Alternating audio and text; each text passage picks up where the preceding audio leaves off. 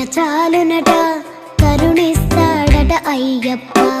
మాట భజించిన చాలునట కదిలొస్తాడట అయ్యప్ప.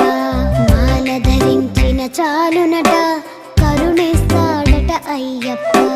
మాట భజించిన చాలునట కదిలొస్తాడట అయ్యప్ప.